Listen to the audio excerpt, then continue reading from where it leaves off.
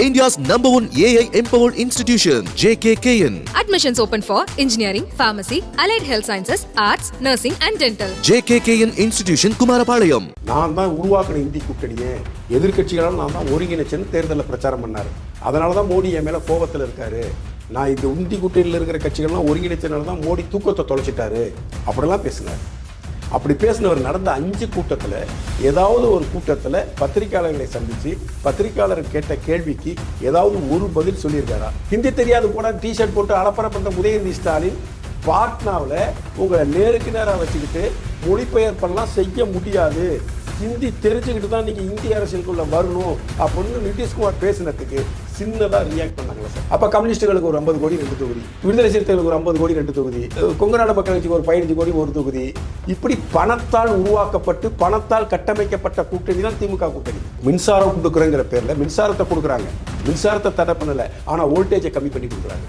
North இந்தியாவில் யாரும் சீண்டலை, north இந்தியாவில் யாரும் திமுகவை ஏற்றுக்கலை. திமுக இங்கே ஸ்ட்ராங்காக இருக்காங்கன்னு ஒரு பொய் தோற்றம் உருவாக்கப்படுது. என் காசால் கட்டமைக்கப்பட்ட கூட்டணி அது. அந்த கூட்டணி தமிழ்நாட்டில் ஸ்ட்ராங்காக இருக்குது. மற்ற எந்த மாநிலத்தையும் ஸ்ட்ராங்காக இருக்கான்னு சொல்லுங்கள். குடிக்கிற தண்ணியில் மனித மலத்தை கலந்த மனித மிருகங்களை இன்னும் வரைக்கும் இந்த அரசாங்கம் கைது பண்ணலையே. இப்போ விழுப்புரம் மாவட்டத்தில் திரௌபதி அம்மன் கோயில் ஒரு கோயிலை இழுத்து மூடிட்டாங்க, சீல் வச்சுட்டாங்க. பொன்முடி தலையிடாது பட்டியலின மக்களை இப்போ இன்றைக்கி இருக்கிற கபாலீஸ்வரர் கோயிலை யாராச்சும் விடலைன்னு சொன்னால் அவங்களுக்காக முதல் ஆளாக நம்மளே போய் நின்று போராடுவோம். நான் நின்று போராடுவேன். பெரியார் ஜாதியை ஒழிச்சிட்டார், ஜாதியை ஒழிச்சிட்டார். எந்த ஜாதியை ஒழிச்சார்? இவங்களுக்கு என்ன பிஜேபி 10 வருஷம் நாட்டை ஆண்டுச்சு. பிஜேபி பட்டியலின மக்களுக்கு எதிராக இன்னதை செஞ்சிச்சுன்னு ஒன்று சொல்லுங்கள். சமூக நீதி காவலர்கள் சொல்லிக்கூட திமுக ஏன் செய்யலை? ஒரு பிராமணர் போட்டு கேட்டாங்க. இதுதான் இவங்க சமூக நீதி. இந்த சமூக நீதி அரசியலை தம்பி பாரஞ்சித்து புரிஞ்சுக்கணும். 2031க்குள் பட்டியலினத்தை சார்ந்த 60% வாக்குகளை பிஜேபி தன்னகத்தை கொண்டிருக்கும். ராஜராஜ சோழன் உங்க சொத்தெல்லாம் பிடிக்கிட்டு போயிட்டாரு. நீங்க இல்ல, உங்க காவிரி உரிமையை கர்நாடகா பிடிங்கிட்டு போறான், திமுக எங்க மயிறு பிடிக்கிட்டு இருக்கான், விடுதலை ஒன்றும் சொல்ல மாட்டேங்கிறான், கம்யூனிஸ்ட் ஒன்றும் பேச மாட்டேங்கிறான், தமிழ்நாடு காங்கிரஸ் அப்படி ஒன்றும் பேச மாட்டேங்குது. ஆனா அவங்களோட கூட்டணி, அவங்களுக்கு 10 சீட்டு, இதையெல்லாம் கேள்வி கேட்க துப்பு இருக்கா ரஞ்சித்துன்னு கேட்கிறேன். கம்யூனிஸ்டுக்கு குறைந்தபட்சம் ஒரு 11 தொகுதியை ஜெயிக்கலன்னா அவங்களுடைய தேசிய கட்சி என்கின்ற அந்தஸ்தை கம்யூனிஸ்ட் இழந்துடும். எண்ணிக்கை அதிகமாக இருக்கும், பெரும்பான்மை இருக்குங்கிறதுனாலேயே எங்களை நசுக்கிக்கிட்டே இருப்பீங்களா? எங்கள் வழிபாட்டு தலங்களை கேவலப்படுத்திக்கிட்டே இருப்பீங்களா? எங்கள் வழிபாட்டு தலங்களை போட்டு குப்பையில கொளுத்திக்கிட்டே இருப்பீங்களா? ஆனால் சிறுபான்மையை இருப்பதனாலேயே அவங்களோட தோல்ல தூக்கி சுமக்கணுங்கிற நிலைப்பாட்டை திரு மிஸ்கின் போன்றவர்கள் எடுப்பார்கள் என்றால் மிஸ்கின் அவர்களுக்கு மிகப்பெரிய தோல்வியை கொடுக்கணும். இளையராஜாவை விமர்சனம் செய்யக்கூடிய தகுதி வைரமுத்துக்கெல்லாம் கிடையாது. என் வரிகளால் ஒன்றை பொட்டில் தட்டி வெளியே அனுப்பிட்டார்ல. எப்படி கூட பாட வந்த பொண்ணை படுக்கைக்கு கூப்பிட்ட நீ மனுஷனா? நீ பிரைசூடனுக்கு எதிரான விஷயங்களை செய்து பிரைசூடன் எழுத வேண்டிய அத்தனை பாடல்களையும் தானே எழுதி பிரைசூடனுக்கு துரோகம் செய்துவிட்டு ஏஆர் ரஹ்மானை நக்கி பிழைத்தவர் தான் வேறு.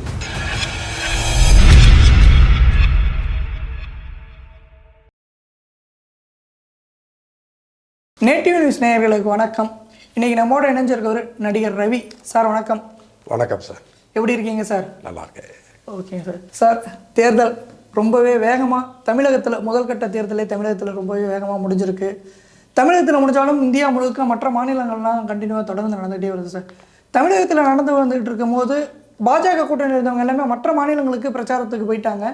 ஆனால் இந்தி கூட்டணியில் இருந்தவங்க யாருமே, கூட்டணியில் இருந்தவங்க சரி, முக்கிய தலைவர்கள் யாருமே மற்ற மாநிலங்களுக்கு பெருசாக தேர்தல் பிரச்சாரத்துக்கு போன மாதிரியே தெரியலைங்க சார். அதுவும் குறிப்பாக சொல்ல போனால் முதல்வர் கொடைக்கானல், இந்த மாதிரி அதுவும் சொல்லப்போனால் அரசியல் தலைவர் பெரும்பாலும் போயிருக்காங்க. அதுவும் முதல்வரே இப்போ கொடைக்கானல் போயிட்டு வந்திருக்காரு. 5 நாள் சுற்றுப்பயணம் முடிச்சுட்டு வந்திருக்காரு. இது நீங்கள் எப்படி சார் பார்க்குறீங்க? இந்தியாவை காப்பாற்ற இந்தி கூட்டணிக்கு வாக்களிங்கன்னு சொல்லி ஸ்டாலின் ஓட்டு கேட்டார். ஆமாங்க சார். இந்த இந்தியா கூட்டணியை உருவாக்குனதே நான் தான், அதனால தான் மோடிக்கு என் மேலே கோபம் ஜாஸ்தின்னாரு. எல்லாமே பொய் தான், அது வேறு பிரச்சனை. இந்து கூட்டணியை ஃபார்ம் பண்ணது நிதிஷ்குமார். ஆமாம். கடைசியில் அவரே புறப்பட்டு என்டிஏக்குள்ளே வந்துட்டார். இவர் ஒரு ஆணியும் பிடுங்கலை. இவர் இந்தி கூட்டணி இவர் தான் ஃபார்ம் பண்ணன்னு போய் சொன்னார் மக்கள்கிட்ட. இந்தி கூட்டணி மீட்டிங் நடந்துச்சுல்ல, ஆமாம், பாட்னாவில் நடந்துச்சு, பெங்களூரில் நடந்துச்சு, டெல்லியில் நடந்துச்சு, ப்ளஸ்ஸு மும்பையில் நடந்துச்சு.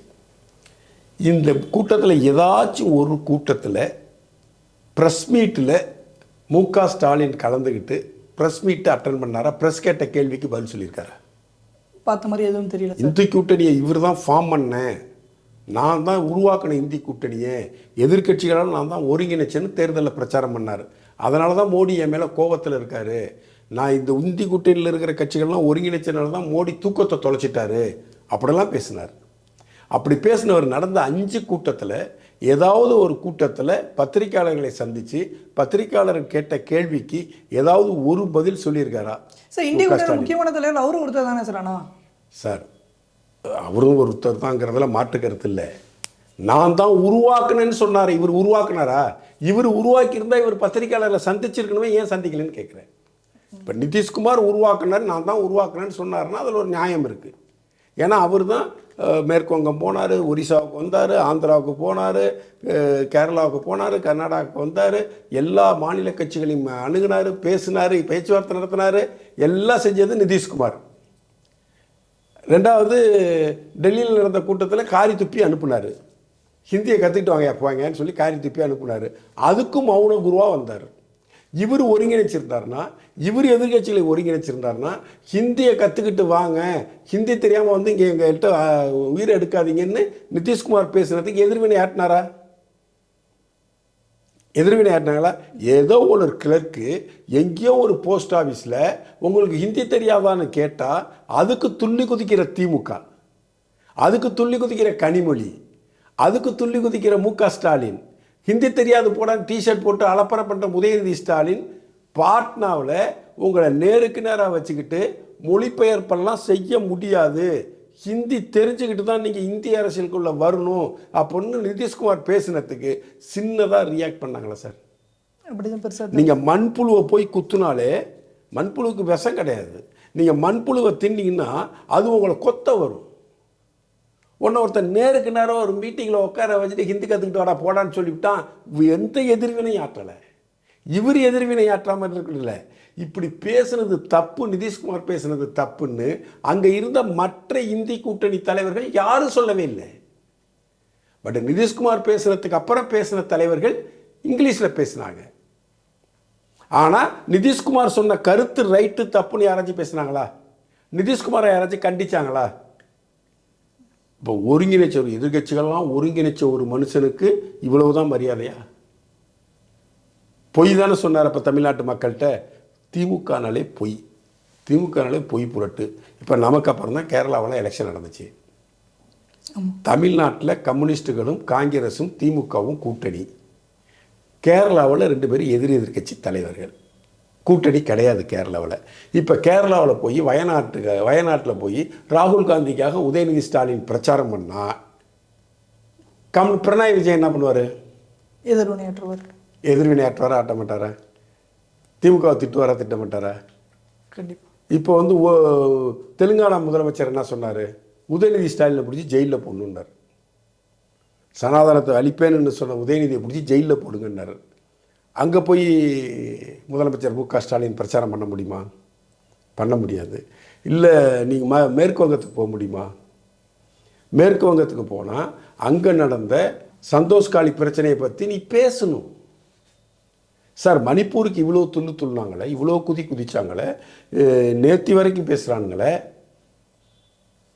ஆனால் சந்தோஷ்காளியில் வந்து ஒரு ஒரு ஒரு மலைவாழ் மக்களையே கிட்டத்தட்ட ஒரு 4-5 கிராமத்தையே தன் கட்டுப்பாட்டில் வச்சுக்கிட்டு துப்பாக்கி முனையில் அந்த பெண்களை மிரட்டி படுக்கைக்கு அழைச்சிட்டு போன திரிணாமுல் காங்கிரஸுடைய நிர்வாகியை எம்எல்ஏவை பற்றி ஒருத்தன் பேசுகிறானா சார்? இந்தி கூட்டில் உள்ள ஒரு ஆம்பளை வைக்க பேசியிருக்கானா? கனிமொழிலாம் மணிப்பூர் போயிட்டு வந்துச்சு இல்லை? கனிமொழி பேசிச்சா? அப்போ சந்தோஷ்காளியில் ஒரு பெண்ணுக்கு வந்து மானபங்கம் நடத்தப்பட்டால், சந்தோஷ்காளியில் ஒரு பெண் கற்பழிக்கப்பட்டால் அவள் பெண் அல்ல.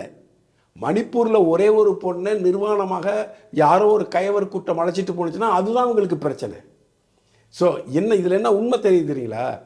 அங்கே மணிப்பூரில் பாதிக்கப்பட்ட பெண் கிறிஸ்துவ பெண், சந்தோஷ்காளியில் பாதிக்கப்பட்ட பெண் பழங்குடியின ஹிந்து பெண். ஸோ ஹிந்து பெண் பாதிக்கப்பட்டால் இவங்களுக்கு பிரச்சனை கிடையாது.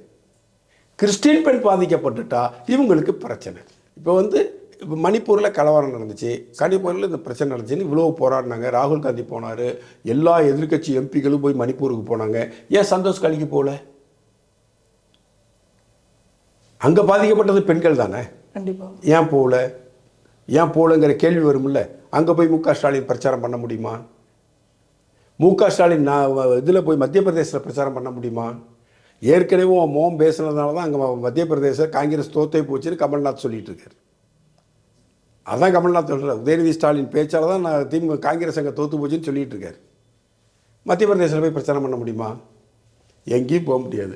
இந்தி கூட்டணியை நான் தான் உருவாக்கினேன் என்று பறைசாற்றி கொண்டு பெருமை பற்றி கொண்ட முதலமைச்சர் மு.க. ஸ்டாலின் இந்தி கூட்டணியில் 0 இடத்துல இருக்கார்.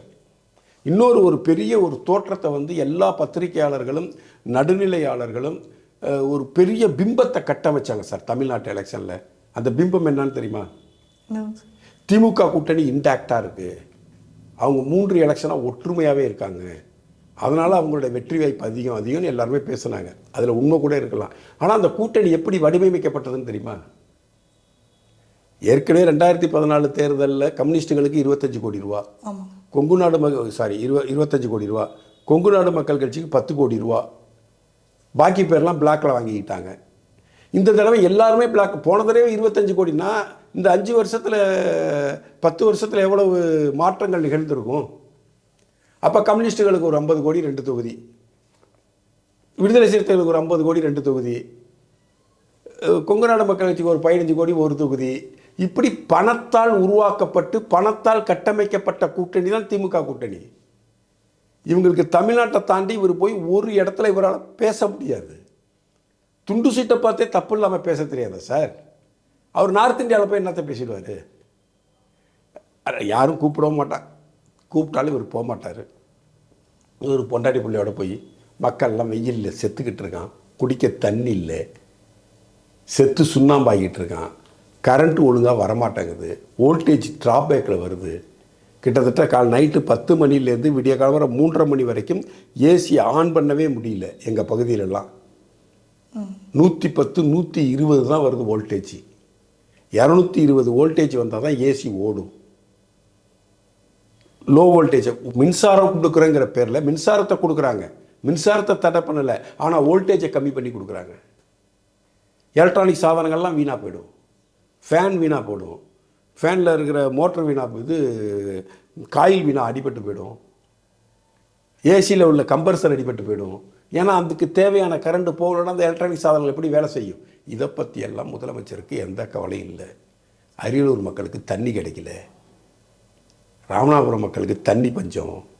அதெல்லாம் அந்த மாவட்ட கலெக்டரோட கூப்பிட்டு உட்காந்து பேசி வீடியோ கான்ஃபரன்சிங்னாச்சும் பண்ணி அங்கே தண்ணி கிடைக்குதா கிடைக்கலையா, அங்கே தண்ணி மக்களுக்கு கஷ்டப்படுறதை எப்படி தீர்க்க போகிறீங்கலாம் ஆய்வு கூட்டம்லாம் ஒன்றும் நடத்தலை. மெட்ராஸில் பல பகுதிகளில் தண்ணீர் பஞ்சம் இருக்குது, தண்ணி நேரத்துக்கு போய் கிடைக்க மாட்டேங்கிறாங்க மக்கள், சாலை மறியல் நடக்குது.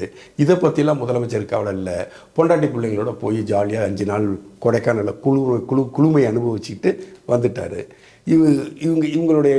இவங்களது யார் நார்த் இந்தியாவில் சீண்டலை சார், நார்த் இந்தியாவில் யாரும் சீண்டலை, நார்த் இந்தியாவில் யாரும் திமுகவை ஏற்றுக்கலை.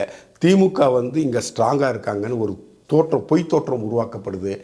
காசால் கட்டமைக்கப்பட்ட கூட்டணி அது. அந்த கூட்டணி தமிழ்நாட்டில் ஸ்ட்ராங்காக இருக்குது, மற்ற எந்த மாநிலத்தையும் ஸ்ட்ராங்காக இருக்கான்னு சொல்லுங்கள் சார். கொஞ்சம் ஒரு பேசிக்கான ஸ்ட்ராங் இருக்குன்னா ஸ்ட்ரென்த் இருக்கனால தான் டெல்லியில் கூட ஆஃபீஸ்லாம் திறந்தாங்களே சார் திமுகவினர். சார் டெல்லி ஆஃபீஸ் வந்து வாஜ்பாய் காலத்தில் மாநில கட்சிகளுக்கு கொடுக்கப்பட்ட இடத்துல அவங்க கட்டடம் கட்டிக்கிறதுக்கு வாஜ்பாய் கொடுத்தது. இவங்க இடத்துக்கு சொந்த காசில் வாங்கிலாம் கட்டலை. வாஜ்பாய் ஆட்சி காலத்தில் இத்தனை எம்பி வச்சுருந்தவங்களுக்கு இத்தனை ஸ்கொயர் ஃபீட் இடம்னு சொல்லிவிட்டு அதிமுகவும் கொடுத்துருக்குறாங்களே. அதிமுக அவங்க ஆஃபீஸ் கட்டிகிட்டு இருக்காங்களே. அதை போய் எடப்பாடி ஒரு தடவை பார்த்துட்டு இருந்த ஃபோட்டோலாம் வந்துச்சு. தெலுங்கு தேசத்துக்கு அங்கே இடம் கொடுத்துருக்காங்க. வாஜ்பாய் காலத்தில் மாநில கட்சிகள் இத்தனை எம்பி வச்சிருக்கவங்களுக்கு தனி அலுவலகத்துக்கு டெல்லியில் இடம் கொடுக்கணும்னு ஒரு கொள்கை முடிவை எடுத்து கொடுக்கப்பட்டது. அது திமுகவோட முயற்சி இல்லை, வாஜ்பாய் போட்ட பிச்சை. சரி, ஓகேங்க சார். சார் அதே மாதிரிங்க சார், இப்போது நார்மலாக திமுக பேசும்போதே சமூக நீதிக்கான கட்சி, சமூக நீதிக்கான மாநிலம் அப்படின்னு பேசிட்டு வராங்க. ஆனால் திமுக தொடர்ந்து ஆட்சிக்கு வந்ததுக்கப்புறம் தொடர்ந்து பார்த்தீங்க அப்படின்னா பட்டியல் சமுதாயத்துக்கும் வேறு ஏதாவது ஒரு சமுதாயத்துக்கும் மோதல் போக்கு உருவாகிட்டு இருக்குது. அதுவும் குறிப்பாக சொல்லப்போனால் கோவில் நுழைவு போராட்டம் அப்படிங்கிற பேரில் ஏதாவது ஒரு இடத்துல கலவரம் உருவாகிட்டே இருக்குது. இப்போ சமீபத்தில் சேலம் மாவட்டத்தில் தீவட்டிப்பட்டி அப்படிங்கிற ஊரில் கூட ஒரு கலவரம் உருவாகிருக்கு சார். இது நீங்கள் எப்படி சார் பார்க்குறீங்க? என்ன சார் நடக்குதுங்க சார்? இதில் வந்து பட்டியலின மக்களை வந்து அரசியல் ரீதியாக தூண்டி விடுறாங்கன்னு நான் சந்தேகப்படுறேன். தூண்டி விடுறாங்கன்னா யாருங்க சார்? திமுக காரங்க தூண்டி விடுறாங்க. இதில் வந்து ஹிந்துத்துவான்னு ஒரு ஓட்டு பேஸ் உருவாக்கிட்டு இருக்கு. அதை பிரேக் பண்ணணும்னா இந்துக்களுக்குள்ள ஏற்றத்தாழ்வுகள் இருக்குன்னு இவங்க நிரூபிச்சாகும். இது லோக்கலில் உள்ள திமுக காரன் தான் அதில் பிரச்சனை பண்ணுறான். அவன் திமுகங்கிற அடையாளத்தை மறைச்சிட்டு வன்னியருங்க அடையாளத்தை முன்னிலைப்படுத்துகிறான். ஸோ வன்னியர்களுக்கும் தாழ்த்தப்பட்ட மக்களுக்குமான பிரச்சனை அப்படிங்கிறது போல் இதை ஃபோக்கஸ் பண்ணுறாங்க. ஆனால் அவன் திமுககாரன், அந்த பிரச்சனையை முன்னின்று நடத்தக்கூடியவன் ஒரு திமுககாரன். ஸோ திமுககாரன் தான் என் கோயிலுக்குள்ளே எப்படா வந்தோன்னு ஒரு ஒன்றிய செயலாளர் ஒரு பட்டியலின மக்களை போட்டு அடி அடிச்சு கண்ணாப்பின்னு வார்த்தைகளை பேசினதால் நீங்கள் பார்த்தீங்க. அதே சேலம் மாவட்டத்தில் அதே சேலம் மாவட்டத்தில் நடந்துச்சு. இது அவங்களுக்கு வந்து திமுக ஆட்சியில் தான் கிட்டத்தட்ட 3 வருஷம் முடிஞ்சு போச்சு. குடிக்கிற தண்ணியில் மலத்தை கலந்தானுங்களா சார்? புதுக்கோட்டை மாவட்டத்தில் வேங்க வயல்ல குடிக்கிற தண்ணியில் மனித மலத்தை கலந்த மிருகங்களை இன்னும் வரைக்கும் இந்த அரசாங்கம் கைது பண்ணலையே. அதுக்கு திருமாவளவன் போன்ற தாழ்த்தப்பட்ட மக்களின் காவலனாக தன்னை பறைசாட்டி கொள்ளக்கூடியவர்கள் ஒரு சின்ன கண்டன அறிக்கை கூட வெளியில்லையே, சின்ன எதிர்ப்பை கூட பதிவு பண்ணலையே. புரியுதுங்களா? இந்த தாழ்த்தப்பட்ட மக்களுடைய பாதுகாவலன்னு கட்சி நடத்தக்கூடியவர்களும் திராவிட முன்னேற்ற கழகத்துக்காரர்களும் இணைந்து பட்டியலின மக்களை தூண்டி விடுறாங்கன்னு நான் சந்தேகப்படுறேன். இப்போ விழுப்புரம் மாவட்டத்தில் திரௌபதி அம்மன் கோயில் ஒரு கோயிலை இழுத்து மூடிவிட்டாங்க, சீல் வச்சுட்டாங்க, பொன்முடி தலையிடல. திரு அஸ்வாதமன் அவர்கள் டேரிங்காக குற்றச்சாட்டை சொன்னார். அங்குள்ள பப்ளிக்கே சொன்னாங்க, அமைச்சர் வந்து தான் இந்த பிரச்சனையை ஏற்படுத்திட்டார் அப்படின்னு சொன்னாங்க. அங்கே வந்து அந்த ஊருக்கு பக்கத்தில் இருக்கிற கார்ட்டூனிஸ்ட் பாலா மிக விரிவான ஒரு கட்டுரையை எழுதியிருந்தார். வன்னியர் இன மக்களுக்கு வந்து சார் மகாபாரதத்தில் உள்ள கேரக்டரைசேஷன்ஸ்லாம் இருக்குல்ல, பீமன், தர்மன், திரௌபதி, இந்த கேரக்டர்லாம் ஒரு பகுதி வன்னிய மக்கள் தங்களுடைய குலதெய்வமாக நினச்சி அங்கங்கே கோயில் வச்சு வழிபாட்டுட்டு இருக்காங்க. அர்ஜுனனுக்கு கோயில், பீமனுக்கு கோயில், தர்மனுக்கு கோயில், திரௌபதிக்கு கோயில் அப்படின்னு வச்சு அவங்க வழிபாடுகள் நடத்திட்டு இருக்காங்க. அதை தங்களுடைய குலதெய்வமாக அந்த இடத்துக்கு வந்து தாழ்த்தப்பட்ட மக்கள், பட்டியலின மக்கள் போகிறதே கிடையாது. 100 வருஷமா 150 வருஷமா 50 வருஷமா போகிறதே கிடையாது. திடீர்னு இன்னைக்கு பூந்து எனக்கும் உரிமை வேணும், என்னையும் கோயிலுக்குள்ளே விடணும்னு சொல்கிறதுக்கான நெசசிட்டி பட்டியலின மக்களுக்கு எங்கேருந்து வந்துச்சு? அதே பிரச்சனை தான் இந்த நீங்கள் சொல்கிற இந்த ஊர்லேயும். இத்தனை வருஷமாக அங்கே விழா எடுத்தது, விழா கொண்டாடினது எல்லாமே வன்னியரின மக்கள் தான் கொண்டாடிருக்காங்க. இத்தனை வருஷம் பட்டியலின மக்கள் அந்த கோயிலுக்கு போகல, அந்த கோயிலில் சாமி கும்பிடல, எதுவுமே செய்யலை. திடீர்னு இந்த வருஷம் நாங்களும் கும்பிடுவோன்றாங்க. இதை எடுத்து சொல்லக்கூடிய இடத்தில் இருக்கக்கூடிய மீடியாக்கள், அந்த இடத்துல இருக்கக்கூடிய அரசியல்வாதிகள், அந்த பகுதி எம்எல்ஏக்கள், அந்த பகுதியில் ஒன்றிய தலைவர்கள், ஒன்றிய பேரூராட்சி மன்ற உறுப்பினர் தலைவர்கள், ஒன்றிய பெருந்தலைவர்கள், இவங்கெல்லாம் போய் பிடிஓ, ஆர்டிஓ, தாசில்தார், இவங்க எல்லாரும் என்ன பண்ணிடுறாங்க, பிரச்சனை வெடித்ததுமே தாழ்த்தப்பட்ட மக்களை கோயிலுக்குள்ளே விட வேண்டியதானே, இது என்ன தீண்டாமை அப்படின்னு இந்த பிரச்சனையை பார்க்குறாங்க. ஆனால் காலங்காலமாக என்ன நடந்துகிட்டு இருக்கு? 50 வருஷமாக என்ன ப்ராக்டிஸ் அங்கே இருக்குது? அந்த 50 வருஷமான அந்த ப்ராக்டிஸில் பட்டியலின மக்களுடைய போர்ஷன் என்னவா இருந்துச்சு? திடீர்னு இந்த வருஷம் இப்படி ஒரு பிரச்சனையை கிளப்புறாங்க. அப்போ பட்டியலின மக்களை தான் சரிப்படுத்தணும் அப்படிங்கிற நிலைப்பாட்டை எடுக்க மாட்டேங்கிறாங்க. பட்டியலின மக்களை வந்து இப்போ இன்றைக்கி இருக்கிற கபாலீஸ்வர் கோயிலில் யாராச்சும் விடலைன்னு சொன்னால் அவங்களுக்காக முதல் ஆளாக நம்மளே போய் நின்று போராடுவோம். நான் நின்று போராடுவேன். பார்த்தசாரதி கோயிலில் பட்டியலின மக்களை விடலையா, நாளையினுடைய போராட்டத்தை நம்ம நடத்துவோம், பிஜேபி நடத்தும்.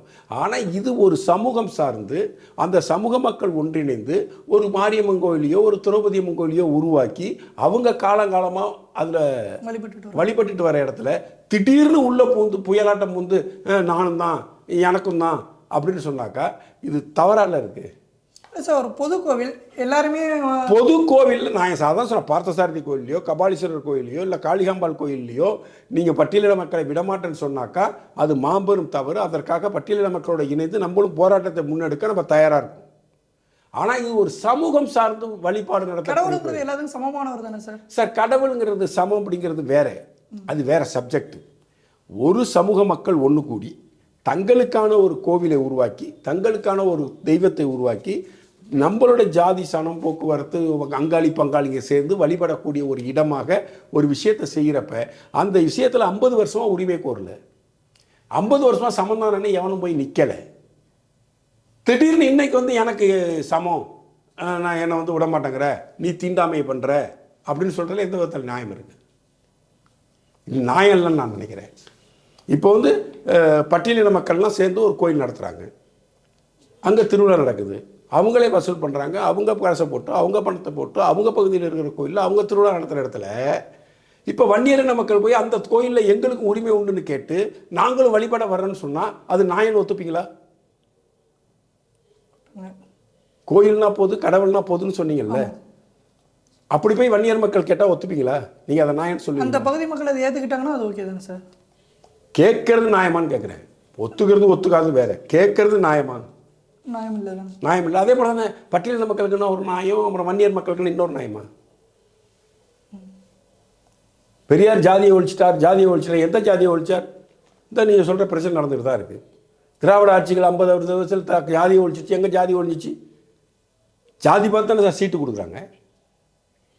ஜாதி பார்த்து தானே எல்லா கட்சியும் இருக்கிறது தானே சார்? ஆனால் அனைத்து கட்சியிலுமே அது அந்த நிலைப்பாடுகள் இருக்கு. அதாவது சார் 60 ஆண்டுகளாக இங்கே ஒரு கட்டமைப்பை உருவாக்கிட்டாங்க.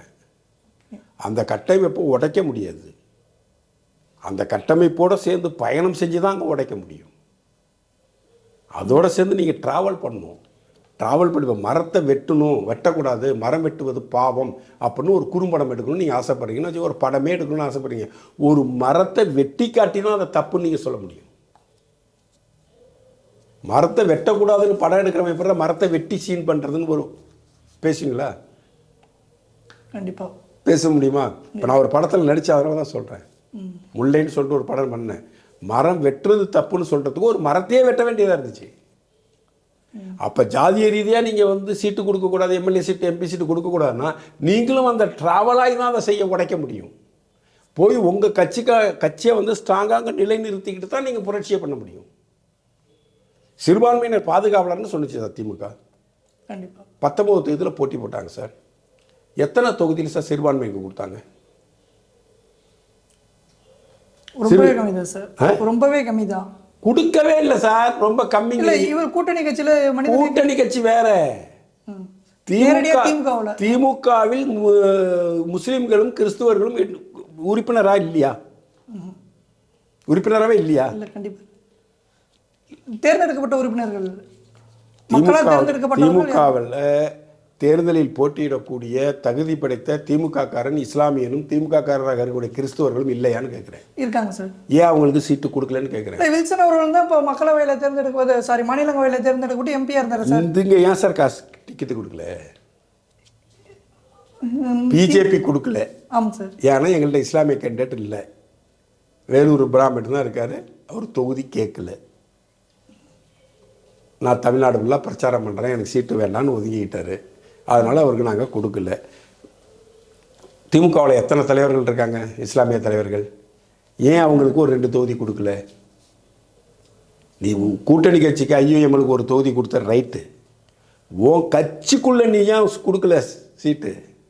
ஸோ திமுகனால சமூக நீதிமா, தன்மானம்மா, சுயமரியாதைம்மா, சமூக கட்டமைப்பும்மா.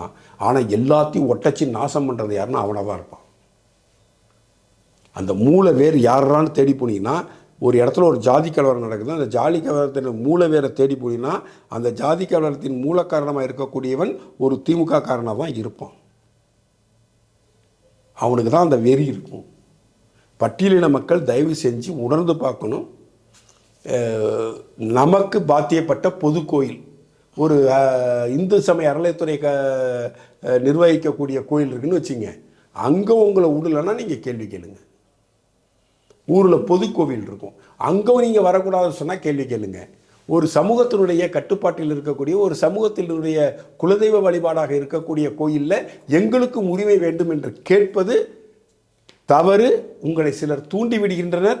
தூண்டி விடுவர்களின் நோக்கம் அரசியல். அரசியல் ரீதியாக உங்களையும் வன்னியின மக்களையும் ஒன்று கலந்து விடக்கூடாது, நீங்கள் அவரும் ஒன்றிணைந்து விடக்கூடாது என்பதற்காக எடுக்கப்படக்கூடிய நடவடிக்கை இது. நீங்கள் அதற்கு மூளைச்சலவை செய்யப்படுகிறீர்கள். நீங்கள் அதிலிருந்து விடுபட்டு உண்மை நிலையை உணர வேண்டும் என்று பட்டியலின மக்களுக்கு அன்பான வேண்டுகோளை விடுறேன் சார். சரி, ஓகே சார். பட்டியலின மக்கள் பற்றி இப்போ நம்ம பேசிட்டு வரோம். அதே நேரத்தில் இன்னொரு கேள்வி நான் போட்டோம் உங்கள்கிட்ட கேட்கலான்னு நினைக்கிறேன் சார். ரஞ்சித் அவர்கள் ஒரு வாரத்துக்கு முன்னாடி ஒரு நிகழ்ச்சியில் கலந்துக்கும் போது பேசியிருந்தார் சார். சேரி பகுதியில் போய் இன்னும் பாஜக போய் சேரவே இல்லை, பாஜக வந்து தமிழகத்தில் விட்டதே வந்து நீங்கள் தான் அப்படிங்கிற மாதிரி திமுகவும் அதிமுகவும் சொல்கிற மாதிரி சொல்லியிருந்தார் சார். இதை நீங்கள் எப்படி சார் பார்க்குறீங்க? அது உண்மையாலும் என்னதான் சார் சேரி பகுதியில் போய், அதாவது அவர் சொல்லக்கூடிய பகுதியில் போய் இன்னும் பாஜக போய் சேரவே இல்லையா? ஏன் சேரல? கார்த்தியாயன் யார்? ஒரு பட்டியல் வேட்பாளர் ஆக்கியிருக்கோம்ல. திருமாவளவனுக்கு எதிராக ஒரு வேட்பாளர் நிப்பாட்டிருக்கோம்ல. கார்த்தியாயனி பட்டியாலினி பொண்ணு தானே, போய் சேர்ந்துருக்கா இல்லையா? கண்டிப்பாக. ஜூன் 4ஆம் தேதி அது வந்து பட்டியலின மக்களுக்காக ஒதுக்கப்பட்ட ரிசோர்ட் தொகுதி தானே. அங்கே வந்து பட்டியலின மக்களுடைய வாக்கு தானே அதிகம். ஜூன் 4ஆம் தேதி பாருங்கள், பட்டியலின மக்கள் எவ்வளோ பேர் கார்த்தியாயனுக்கு ஓட்டு போடுறான்னு பாருங்கள். நிறுத்துகிறோம்ல, நாங்கள் வேட்பாளர் இருக்காங்கல்ல, நாங்கள் எங்கள்கிட்ட கட்சி இருக்குல்ல, நாங்கள் கொண்டு போய் சேர்க்குறோம்ல. நாங்கள் இப்போ தான் கட்சி வளர்ந்துக்கிட்டு இருக்கோம், இப்போ தான் அடிப்படையாக வளர்கிறோம். இப்போ தான் வந்து எங்கள் எதிரியை ஃபிக்ஸ் பண்ணிவிட்டு நாங்கள் அரசியல் கட்சி நடத்துறதுக்கு வெளியே வந்திருக்கிறோம். 80களில் எங்கள் கட்சி துவக்கப்பட்டாலும் 80களிலிருந்து இங்கே கட்சி இருந்தாலும் 90களிலே நாங்கள் சட்டமன்ற உறுப்பினரை தனியாக நின்று தேர்ந்து பெற்றிருந்தாலும் கூட இந்த 2020க்கு பிறகுதான் அண்ணாமலை என்கின்ற ஒரு பெரும் தலைவன் வந்த பிறகுதான் பிஜேபி என்கின்ற இயக்கமும் தாமரை என்கின்ற சின்னத்தையும் முண்டு இடுக்கு சந்து பொந்து மூளை முடுக்கு எங்கே பார்த்தாலும் கொண்டு போய் நாங்கள் சேர்த்துருக்குறோம். இன்னும் நாங்கள் வளரணும். ரஞ்சித் வந்து ஒரு மாயை தோற்றத்தில் வாழக்கூடிய சகோதரர், நல்ல நண்பர், என் அன்பு சகோதரர். அவர்லாம் வந்து மாயை தோற்றத்தில் வளர்கிறார். மாயை தோற்றத்தில் வந்து பிஜேபின்னு ஏதோ பூதம் பிசாசுன்னு நினச்சிக்கிட்டு இருக்கார். அப்படி ஒரு பிம்பத்தை கட்டமைக்கிறவங்களுடைய மூளைச்சலவை செய்யப்பட்டு விட்டார் திரு ரஞ்சித்லாம் நான் நினைக்கிறேன். ஏன்னா இவங்களுக்கு என்ன, பிஜேபி 10 வருஷம் நாட்டை ஆண்டுடுச்சு சார். பிஜேபி பட்டியலின மக்களுக்கு எதிராக இன்னதை செஞ்சிச்சுன்னு ஒன்று சொல்லுங்கள். உடனே திரௌபதி முர்மு அவர்களை பாராளுமன்றத்துக்கு கூப்பிடல, ராமர் கோயில் திறக்க கூப்பிடல அப்படின்னு கம்பு சுற்றுவானுங்க. பாராளுமன்றத்தின் முதல் கூட்டத்தொடர் அவங்க தானே வந்து துவக்கி வச்சாங்க. இந்த ராமர் கோயிலுக்கு போய் ஆரத்தி காட்டிட்டு வந்தாங்கல்ல, அது ஒரு புரட்டக்கால். பிரதமர் திறக்கணுங்கிறது புரட்டக்கால். பிரதமர் ஜனாதிபதி கலந்துக்கிறப்ப ஜனாதிபதியை மீறி பிரதமர் திறக்க முடியாது. அதனால் செய்யப்பட்ட ஒரு சின்ன அட்ஜஸ்ட்மெண்ட் விழா, இதை சொல்லக்கூடாது. பாரதிய ஜனதா கட்சிக்கு 3 முறை ஜனாதிபதியை உருவாக்கக்கூடிய வாய்ப்பு கிடைச்சிது. ஒரு முறை அப்துல் கலாம் அவர்களை உருவாக்கணும். அவர் ஹிந்து இல்லை, ஒரு இஸ்லாமியர். அவரை நாங்கள் ஆக்கணும். அவரை வந்து இஸ்லாமியருங்கிறதுக்காக நாங்கள் ஆக்கலை. அவர் ஒரு விஞ்ஞானி, இந்த நாட்டினுடைய சொத்து, இந்த நாட்டினுடைய அசட்டு அப்துல் கலாம் என்கின்ற விஞ்ஞானி. அவரை ஆக்கணும். ரைட்டுங்களா? 2வது தடவை வாங்குறப்ப பட்டியலினத்தை சார்ந்த ராம்நாத் கோவிந்த் அவர்களை ஆக்கினார்கள். 2வது முறை பண்ணுறப்ப ராம்நாத் கோவிந்த் அவர்களை ஜனாதிபதி ஆக்கணும். 3வது முறை வர்றப்ப துணை ஜனாதிபதியாக இருந்து பாரதிய ஜனதா கட்சியினுடைய தேசிய தலைவராக பணியாற்றி மத்திய அமைச்சராக வாஜ்பாய் காலத்தில் பணியாற்றிய வெங்கையா நாயுடு அவர்களை ஜனாதிபதியாக வேட்பாளராக அறிவித்திருக்க முடியும். அறிவித்திருந்தால் அவர் வெற்றியும் பெற்றிருப்பார். இருந்தும் துணை ஜனாதிபதியாக இருந்த வெங்கையா நாயுடுக்கு ஓய்வை கொடுத்துவிட்டு திரௌபதி முர்மு என்கின்ற பழங்குடி இனத்தை சார்ந்த அம்மாவை நாங்கள் ஜனாதிபதியாக பாரதிய ஜனதா கட்சி வெற்றி பெற செய்தது.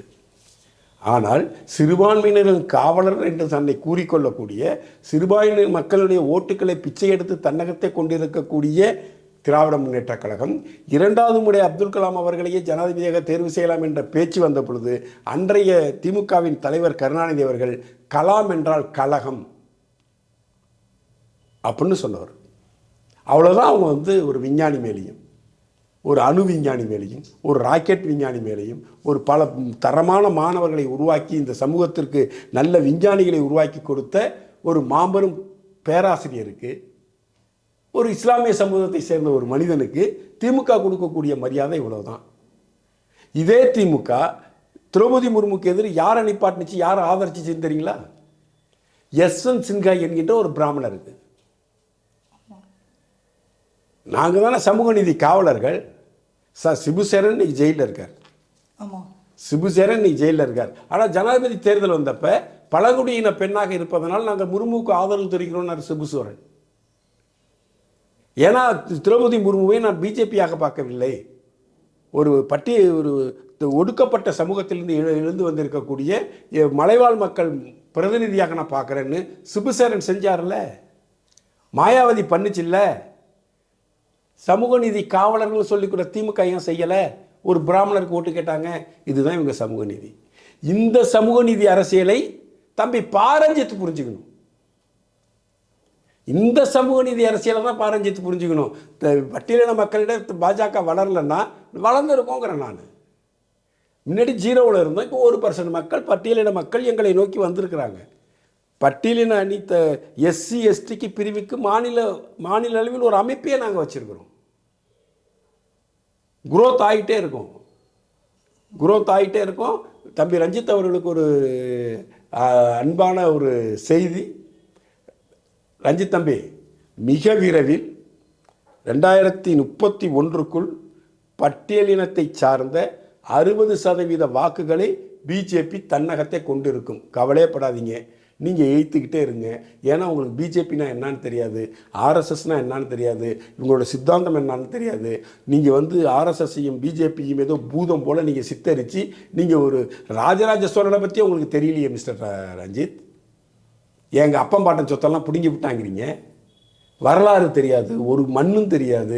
ஏதோ 2 படம் தயாரிச்சிங்க, ரஜினிகாந்த் சாரை வச்சு ஒரு 2 படம் தயாரிச்சுட்டு டைரக்ட் பண்ணிட்டீங்கிறதுக்காகவே நீங்கள் எல்லாம் தெரிஞ்ச ஏகாம்பரம் புத்திசாலின்னு நினச்சிக்கிட்டு இந்த சமூகத்தில் கண்டத்தையும் பேசாதீங்க.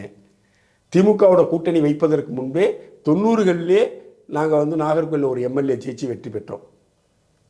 திமுக கொண்டு போய் எங்களை சேர்த்துன்னு சொல்லலாம் போய். அதுக்கு முன்னாடி நாங்கள் எங்கள் கணக்கை தொடங்கிட்டோம். நம்ம திமுக இல்லாமல் அதிமுக இல்லாமல் பிஜேபி ஒரு கூட்டணியை ஃபார்ம் பண்ணி அந்த கூட்டணியில் 2014 19% வாக்கை பிஜேபி கூட்டணியில் இருந்து அந்த கூட்டணி வாங்குச்சு. இந்த இப்போ 2022 நடைபெற்ற நகர்ப்புற உள்ளாட்சி தேர்தல்களில் 40% வேட்பாளரை மட்டுமே நிறுத்தி நாங்கள் 12% வாக்குகளை பெற்றோம்.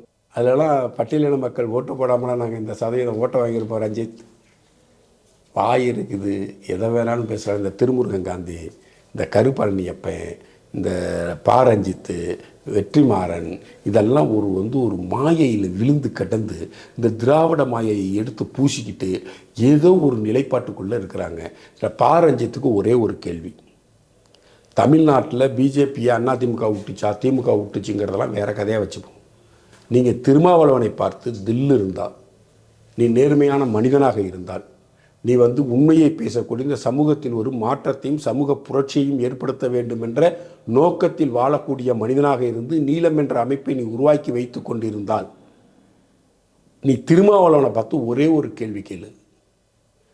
காவிரியிலே மேகதாதுவை கட்டியே தீர்வோம் என்கின்றார் சீதாராமையா. ஒரு சொட்டு தண்ணீர் கூட தமிழகத்துக்கு தரமாட்டேன் என்கின்றார் டி.கே. சிவக்குமார் அவர்கள்.